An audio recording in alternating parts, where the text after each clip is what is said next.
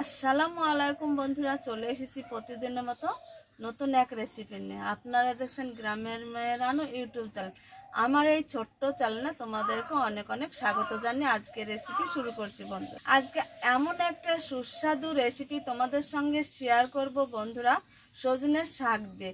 সজনের শাক তোমরা ভাজা, সেদ্ধ সব রকমভাবে হয়তো রান্না করে খাও। আজকে আমি এমন একটা অসাধারণভাবে সজনের শাক রেসিপি তোমাদের সঙ্গে শেয়ার করব। আশা করছি খুব ভালো লাগবে। শুরু থেকে শেষ পর্যন্ত আমাদের সঙ্গে থাকো।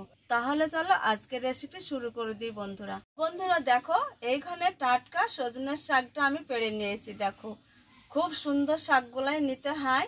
আর এই যে এই সজনের শাক দিয়ে আজকের রেসিপি শেয়ার করব। আর এত সুন্দর লাগে ভাত কিংবা রুটি সব কিছুরই সঙ্গে এই সজনের শাকটা খাওয়া যায় বন্ধুরা। আর এই সজনের শাক হেলদি এবং শরীরের পক্ষে খুব উপকার। তার সজনের শাকের রেসিপিটা তোমাদেরকে দেখাবো। তোমরা শুরু থেকে শেষ পর্যন্ত আমাদের সঙ্গে থাকো। এবার আমি শাকটা বেছে নিব বন্ধুরা। সজনের শাকটা বেছে ধুয়ে নিয়ে চলে এসেছি রান্নার কাছে। আর দেখো উনুনে একটা কড়া দিয়েছি, কড়াই জল গরম করতে বসিয়ে দিয়েছি। জলটা গরম হয়েছে, গরম জলে দিয়ে দিব খাবার একটু সোডা। এই যে খাবার সোডাটা গরম জলে দিয়ে দিব।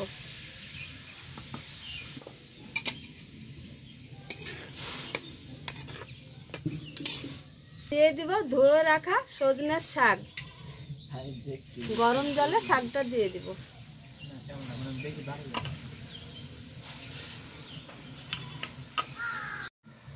গরম জলে সজনের শাক দিয়ে দিয়েছি। এবার আমি খুন্তি দিয়ে খুব ভালো করে নেড়ে চেড়ে আমি একটু ঢাকা দিয়ে দিব।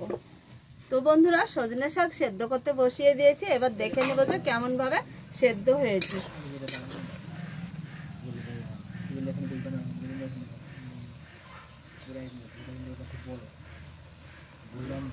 একটু সেদ্ধ হয়েছে, আর একটু করে নিব। শাকটা খুব সুন্দরভাবে সেদ্ধ হয়েছে। এবার আমি সেদ্ধ শাক উঠিয়ে নেব। তো বন্ধুরা, শাকটা সেদ্ধ করে তুলে নিয়েছি। সেই কড়াই দিয়ে দিয়েছি সরিষার রান্নার রেগুলার তেল। এই গরম তেলে দিয়ে দিব কেটে রাখা আলু। আলুতে দিয়ে দিব স্বাদ অনুযায়ী সামান্য একটু লবণ, দিয়ে দিব একটু দিয়ে দিব কালার অনুযায়ী একটু হলুদ। যে আলুটা খুব সুন্দর করে একটু ভেজে নেব। দেখো আলুটা একটু সুন্দর করে কালার করে ভেজে নিয়েছি। একটু কালার চলে এসেছে। ভাজা আলুটা এবার তুলে নেব। তুলে নিয়েছি। ওই তেলে দিয়ে দিব একটা ডিম। ডিমটাও একটু ভালো করে ভেজে নেব। ডিমটাকে একটু খুব ভালো করে ঝুরি করে নেব।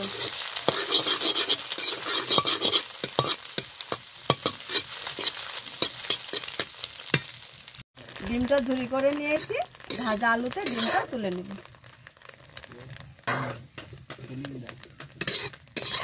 গরম তেলে প্রথমে দিয়ে দিব দুটো রসুন ছেঁচে নিয়েছি, তেলে দিয়ে দিব। রসুনের সংখ্যাটা সজনের শাকে একটু বেশি দিলে খেতে খুবই ভালো লাগে। এইবার দিয়ে দিব কাঁচা মরিচ ঝাল অনুযায়ী। এইবার দিয়ে দিব এক বাটি পেঁয়াজ কেটে রেখেছি, দিয়ে দিব পেঁয়াজটাও। সমস্ত উপকরণগুলো একটু ভেজে নিব। পেঁয়াজ, রসুন, কাঁচা লঙ্কা খুব ভালো করে একটু ভেজে নিয়েছি। আর এই মশলাটা একটু সজনের শাকে বেশি দিতে হয়, পেঁয়াজ, কাঁচা লঙ্কা, রসুন। তো ভাজা হয়েছে। এইখানে দিয়ে দিব সেদ্ধ করা রাখা সজনের শাক।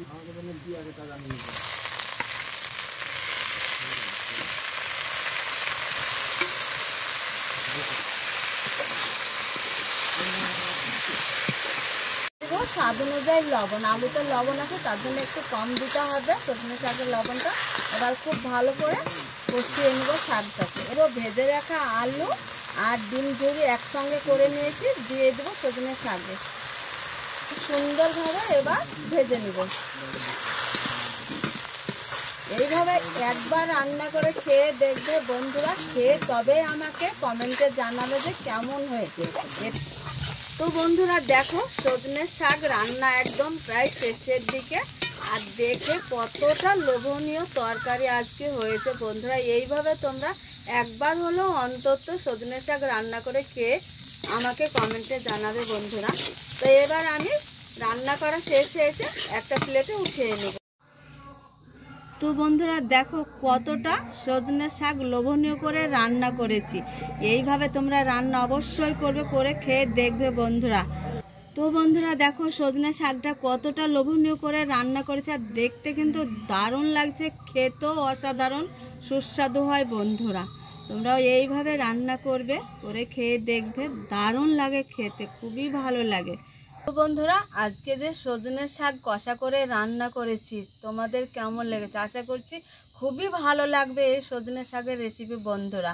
আর ভালো লাগলে লাইক কমেন্ট শেয়ার করবে, আর বন্ধুদেরকে অনেক অনেক করে ভিডিওটা শেয়ার করে দিবে বন্ধুরা।